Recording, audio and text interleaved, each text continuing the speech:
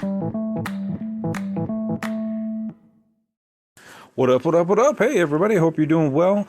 Hey, I just want to let you know, I know everybody can't always support and donate to the podcast, but hey, if you can do a one-time donation, I put up a Buy Me a Coffee link in this description of the podcast. So if you go to the description of the podcast, it'll be at the bottom, and you can just go to that link, and you can buy me a cup of coffee, or two if you want. And that would just help support the show, and I can wake up a little bit more and bring you more info. So thanks for listening to the podcast. If you can donate, that would be much appreciated. And let's get on to the show.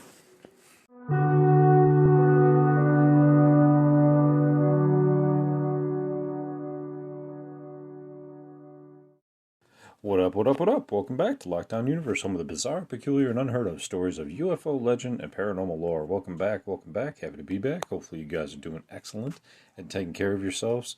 So today I want to tell you about an interesting story that comes right out of the movies, but yet it seems to be legitimate. So as you guys know, these directors, these writers, just thief plots out of real life, don't they? And sometimes they hit a little too close to home, especially when it comes to UFOs and alien abduction and alien encounters. Now, this one particular movie, I just happened to come across with my children today, and I decided, boy, this sounds awfully familiar. Let me talk about this on the podcast. So, if you haven't seen it, as you know, these big movie studios, like Disney, like Pixar, take plots. And none other than Disney, for this one, has taken another plot. They have taken the genetic farmer races plot and plugged it into their movie called Lilo and Stitch. Now, if you haven't seen this movie, it's actually a pretty good movie. I have to admit, it's pretty fun, and it has a bunch of aliens in it. It has good artwork in it. It's magnificent. They got a huge shark. They got a blue, iridescent alien that seems to be wise. They have crazy little Lilo that has like 6 arms that is like this cute like little teddy bear, except everywhere he goes, he demolishes things. And that's just the artwork. I mean, there's really great artwork, and it ends up getting based in Hawaii eventually.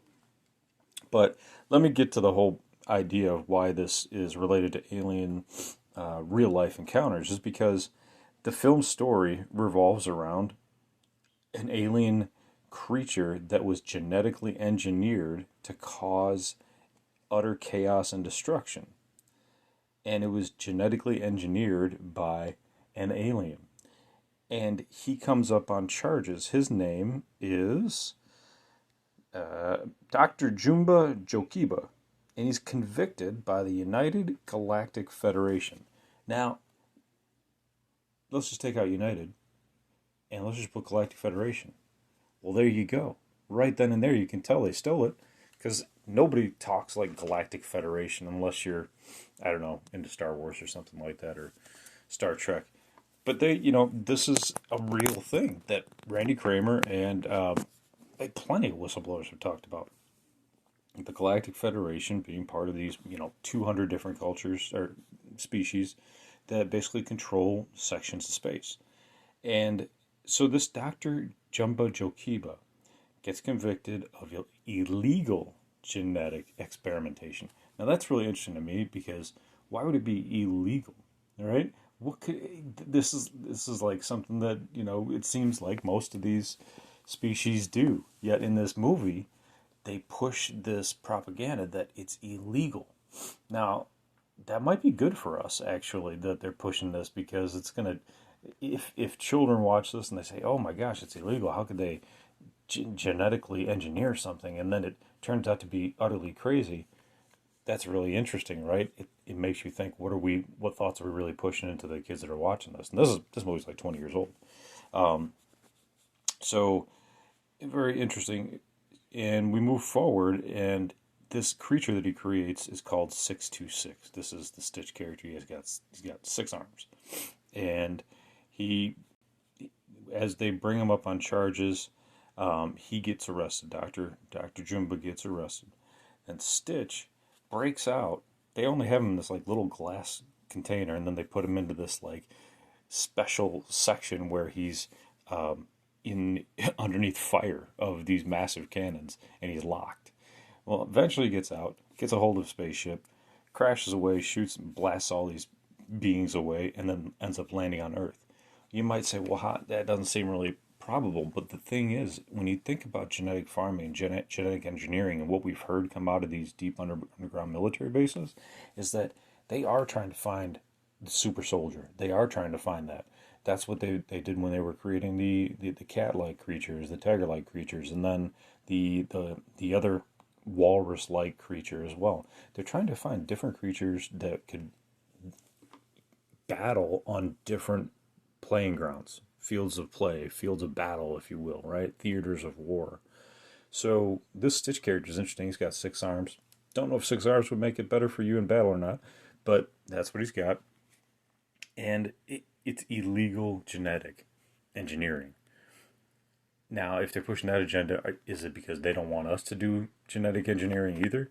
Well, we know that humans are starting to do genetic engineering.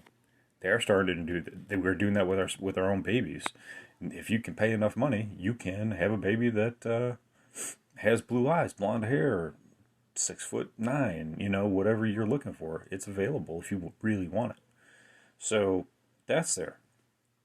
Then we got the fact that all these aliens are coming to capture this other alien. Well, guess what? That sounds like a couple other plots that we've talked about on the podcast where some of these aliens actually escaped from like S4 and S2, and then they were running towards another area where they were hoping to get picked up. That's what Richard Doty talked about. He said a couple of these species, they were running towards other areas to get picked up or to reconnect with some of their species who were in another underground military base. So when it comes to these plots, they seem to be pretty on point with a lot of what's going on in the alien phenomena. Now, it's also interesting, too, that they talk about, they have the artwork of this humongous shark-like being that's all dressed up, and he's part of the Galactic Federation. It's interesting because Randy Kramer talked about going to this intergalactic space station that's outside of Jupiter and talked about these 50 different races that were there conducting business, trade, and so forth. And he stated that there were shark-like creatures that were outside and inside of water containers. They were also octopus-like creatures that were inside of water containers and traveled in UFOs outside of the our portion of the galaxy. It's interesting too that a former CIA agent is in this show as well, or this movie, and he meets up with the Grand Councilwoman during the Roswell incident. Very interesting towards the end of the movie. The Grand Councilwoman arrives to take Stitch into custody. Personally, that I think the Grand Councilwoman is like this blue, like very wise species, tall, right? And she finds out that Stitch is civilized. He becomes civilized because LILO civilizes him. How is that possible?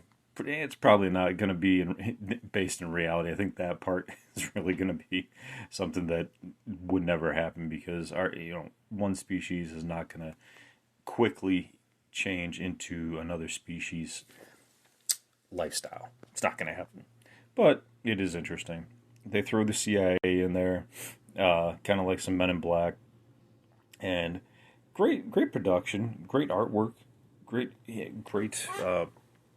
overall idea for a movie, and well executed, I gotta say. And it does have one of the best soundtracks as well. It's interesting because I'm gonna try to find a couple more Disney movies that are like this, that kind of use the same plots. I may or may not talk about them, but if you get a chance, you should check this movie out because it does have a lot of what we talk about on the podcast inside of it. Little tiny pieces that are inside that even I can't remember. But I think I think you'll find it fun and interesting, even if you're not like a super cartoon fan. If you're an Alien fan, that's all you need to be, because it definitely hits home on many different aspects. I hope you guys got a chance to check out some of the UFO disclosure conference, if you will, or I should say hearing. There were some okay nuggets, nothing mind blowing, nothing that you really didn't hear before. But it is interesting to see these senators talk to these individuals, these whistleblowers, and not laugh and not make jokes and not make fun of it. They're serious, and I think it's because they believe as well that this is really happening, especially since the people that are coming forward are very trustworthy. So it's interesting to see, interesting to be a part of, be alive, and I think we got a great future ahead of us.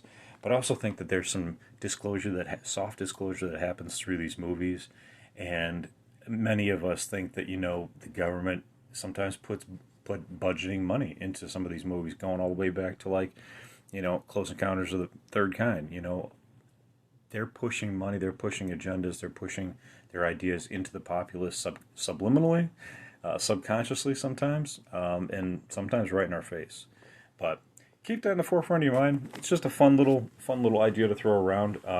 Definitely a really great movie, and it really makes me think about like Monsters Inc. too, and how they used, they were talking about, getting energy from using fear. I mean, think about it. I mean, even if you were bullied or bullied someone, the bully gets fear from bullying you, or if you were the bully, you got a little bit of power from that fear. But then if you get popped in the nose, now you lost that power.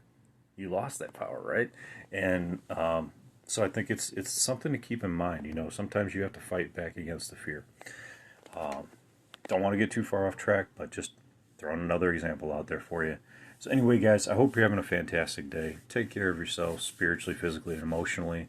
Follow through on your hobbies and your goals and your dreams. And as always, continue to question the universe around you. Until next time, guys, take care. Lockdown Universe out.